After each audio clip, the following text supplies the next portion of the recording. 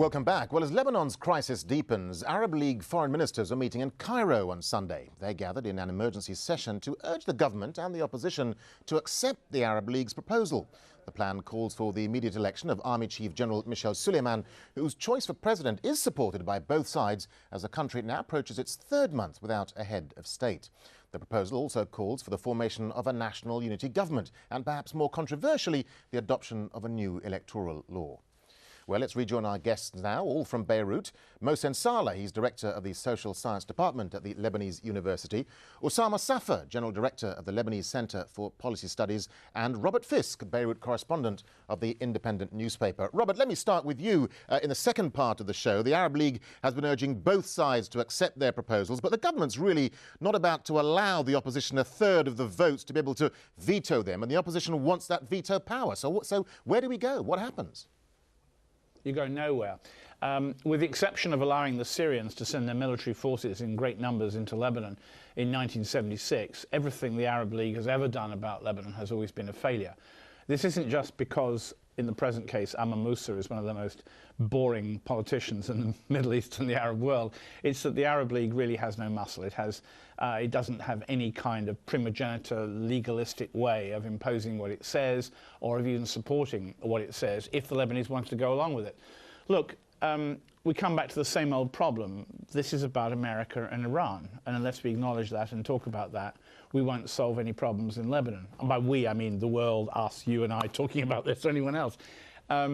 I think that the issues are insoluble here because those supporting each side, whether it be the United States or France or Tehran or Damascus, don't want there to be a solution at the moment. And they're using this country as a kind of a rag to turn round and round and drain Lebanon like this in order to fight their battles. And we have to acknowledge that. And, you know, I talk to all sides here, and it's perfectly clear, even in 2 or 3 days of just chatting, that everyone could reach an agreement if they wanted to.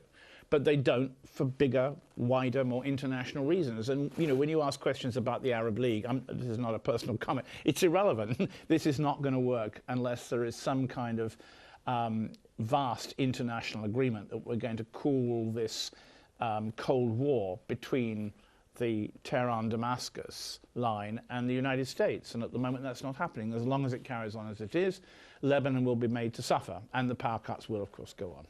Let's bring in Mohsen Salah on this issue of the Arab League and their efforts to break the political deadlock. Mohsen Salah, the League initiative calls for all parties to elect the Army Chief Michel Suleiman, as we know, as president, but the opposition says there's nothing new in the Arab League's initiative. Why do you think they've rejected it?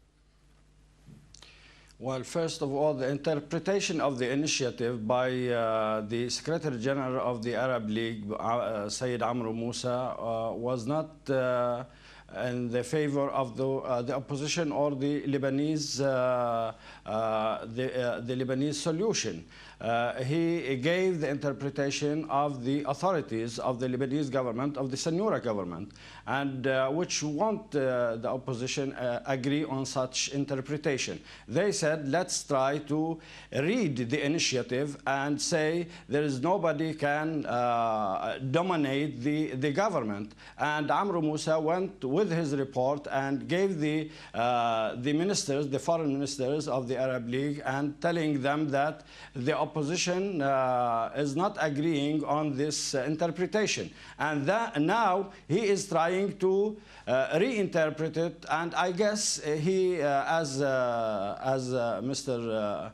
Mentioned, that he won't succeed in bringing these parties into the solution unless justified interpretation of such initiative, and will the Hezbollah and Amal and General Aoun would agree on such solution. Okay. Because to leave the government in such a way, in such a manner now, and leave the problem moving in the streets and in the shooting, as we saw yesterday, that won't be a solution for the Lebanese problem. All right, I wanted to touch a point that Robert Fisk made earlier about that this whole thing is basically a proxy war between Iran and America.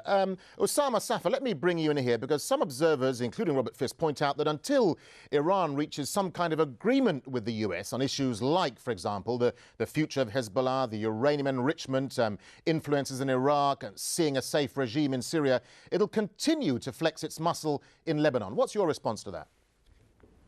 I mean, I think there is a lot of truth to this. The escalation in Lebanon is part of a regional trend. If we look at what is happening between the US and Iran, the Baghdad dialogue has been postponed indefinitely, more severe sanctions imposed on Iran. Also, President Bush last week in the region drumming up the war rhetoric against Iran. All of these are signs of things to escalate more and more. And I think we've been seeing Lebanon as a place to exchange messages. And precisely yesterday, the shooting and all what happened was a message directly to the meeting of the Arab foreign ministers. And I think their communique also reflected kind of a reply back at the shootings. I do agree that the mediation by the Arab Initiative might not yield any results, and the past of these initiatives is not very flattering. However, I think a mediation like this will at least keep people busy, keep them potentially considering the opportunity to talk to each other, and that means keeping them off the streets. If we don't have any of these mediations, I think the situation will be left for a street face-off, and we might never know where this will go. And in fact, it might lead us down to a path of disaster. So I really hope that the opposition this time will give the Arab League initiative a better chance. Though I have to say that seeing from what has been happening yesterday, it's really not a positive or optimistic indication lying ahead of us. Robert Fisk, in terms of the future of Hezbollah, I mean, they have a well-equipped army supplied by Syria and Iran. They're popular. They were successful against Israel in the war last summer. Presumably, they don't need to make any political concessions, do they?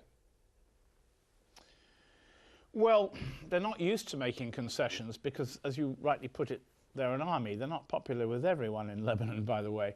I think that, you know, ever since the war, to some extent, Hezbollah has been in danger of squandering the popularity it had, even among right-wing Christians, and not all Christians are right-wing in Lebanon, because they then began to interfere in the body politic of Lebanon in a way that was not, in the eyes of the majority, constitutional.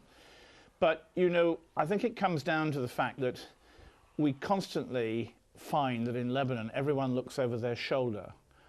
You know, I was in Nabatea in the Shia, of course, south of Lebanon, some weeks ago, giving a lecture. And someone said at the end of my talk, he said, "Mr. Robert, what is the future of Lebanon?" And I said, look, the future of Lebanon is when you stop asking foreigners what the future of Lebanon is and go and talk to the people in Jibshit or Batroun or Hermel or Jbeil and ask them what the future of Lebanon is. And the problem still is that the various sectarian groups in Lebanon, for all the reasons we know, still want to listen to the voice of Tehran or Tel Aviv or Damascus or New York or London or Washington or London or Paris rather than talk to each other. The best thing that can be said at the moment, whether it be about the Hezbollah or anybody else, is that so many Lebanese after the war learned the benefits of peace that they don't want another war. The worst thing, and this applies to the youth of the various Christian groups as well as to Hezbollah, is that the young people who are in the streets, who were on the streets last night and were on the streets last year, are too young to remember the Civil War and to remember how easily stones turn into bullets. OK, gentlemen, we have to leave it there. Robert Fisk, Osama Safa and Mohsen Salah, thank you all very much indeed for joining us on Inside Story. And thank you so much for joining us here on this edition of our programme. We welcome your comments and, of course, your suggestions. Please email them to us at insidestory@aljazeera.net. From the whole Inside Story team here, goodbye for now.